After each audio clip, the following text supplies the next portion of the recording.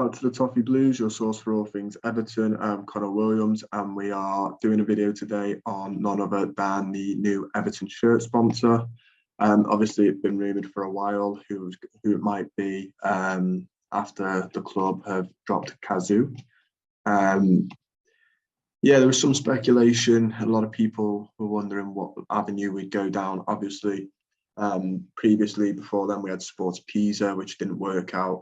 And Denise Barron Baxendale herself, I believe, was quoted by saying that ideally we don't want gambling sponsorships on shirts. I believe they were pretty much her direct quotes. But yeah, we can announce today, because the club have announced it, that it is Stake, spelled Stake, in case anybody was wondering. For those who don't know, Stake are an online gambling casino. Denise Barron Baxendale said in 2020, ideally the club would not have a gambling sponsor on their shirt. Now we're back to that. She also said Stake is, I've got quotes from her here as well on Stake. So we'll go into that in a little minute. Just to tell you a bit more about Stake, they are a gambling company. They sponsored Watford last season.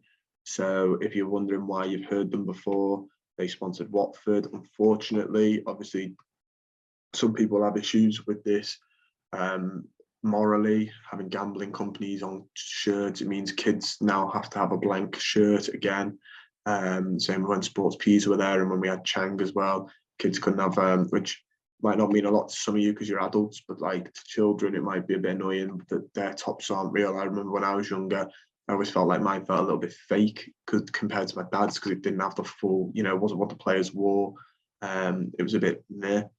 So we've gone back to that, unfortunately, for children.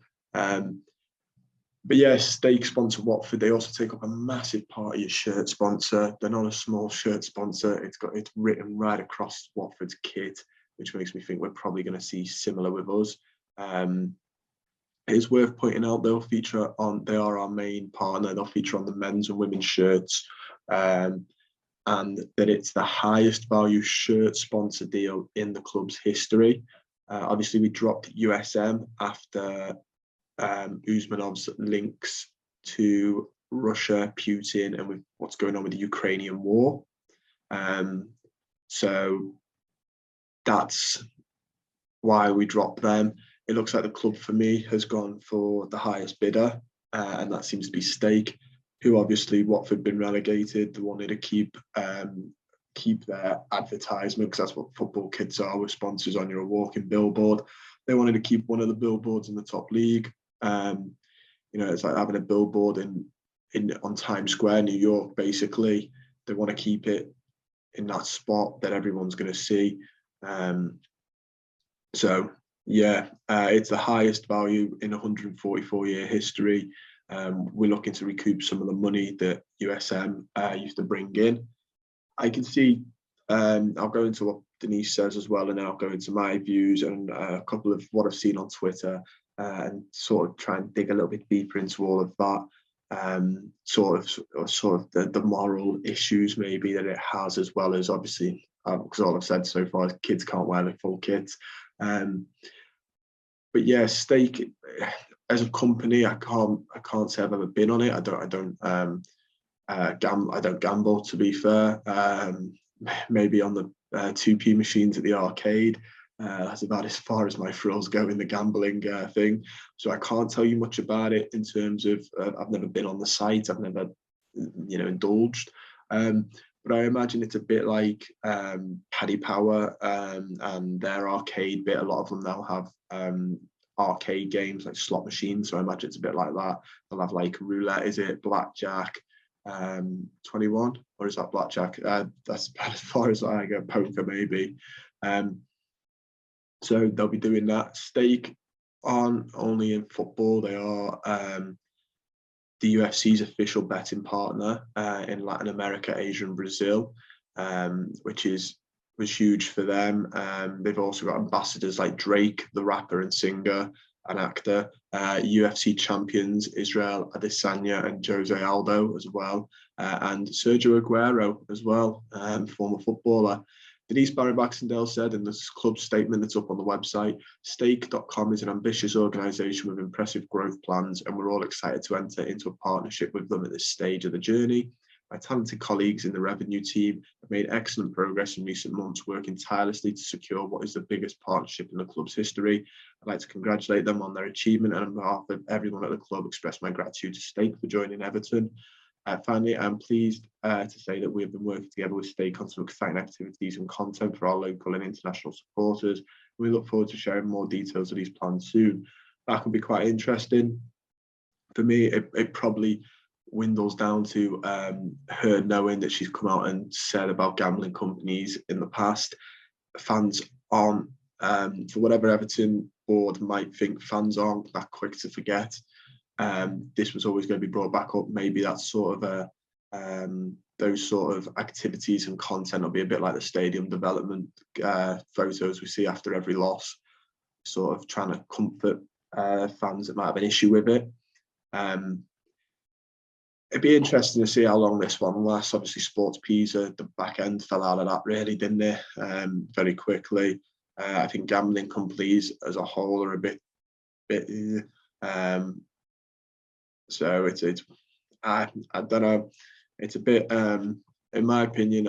Ideally, I would want a betting company at Everton on the shirt. I don't think it's not so much. There obviously is the moral issue of it, and you know, there's too many gambling companies in football. There's too many sponsorships. I did one of my essays at university on it, and how it's the kits, it's the billboards around the ground, it's the backdrop when players are getting interviewed at the back when they used to do it in the locker room, and stuff. Obviously, they do a lot of them on the pitch now, but like even that has Sky put out their Sky Bet one, don't know, it goes behind the see-through one. So there's a lot of stuff like that, you know, and kids, like my whole essay was about children looking at it. Then underage gambling is quite an issue in the UK as well. It went into that, how that affects them. Yeah, it's a bit of an epidemic, and I don't think it's just us. There's loads of gambling all over football. I know there's movements to kick gambling out of football again, but unfortunately, I don't know how far that'll go because, and I don't gamble myself. I'm not going to say anyone who does gamble is bad. I think the business is bad. If you like a flutter, that's your choice, and that's fair enough. I think the industry is bad, though. I think it can prey on people's desperateness and the euphoria of a win. I think it preys on people. And there's only one person. That's the reason I don't do it. I always think there's one person that wins, and it's the bookies at the end of the day. But I know it's quite a popular thing. I've got mates to do it quite a bit. But yeah, it's just for me, it's disappointing, and I've seen a couple of people on Twitter saying, you know, this is a big money deal for us, though, and a couple saying, you know, it feels a bit like sold our soul, which, by the way, I think has gone a long time ago. When you look at why we dropped USM, that's one of the problems.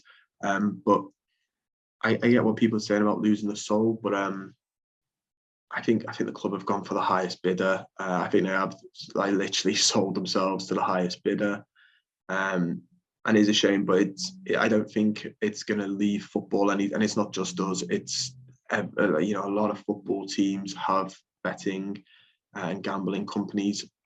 They seem to be able to provide the most money because when you think about what gambling is. And how much money you see people, you know, gambling addicts always share their stories about how much they put into it.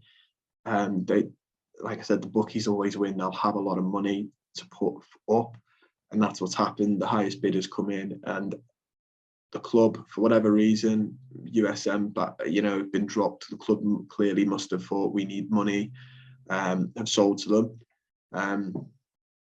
So yeah, I can see where both sides of the argument come from. Obviously, some fans saying we need the money, like why does it matter? And then some are saying, you know, morally, it's not the best sponsor we could have had. I have seen some people saying about, we've had sports pizza though, and we had Chang, which is alcoholic, which has its own addiction problems and its own seeded history, a bit like gambling. I don't think the get gambling out of football will work, unfortunately, because like I said, it's us and all the other big clubs, Sky and Sky Bet, they're not going to want to get rid of it. It brings in a lot of money, and at the end of the day, that's what football is, isn't it?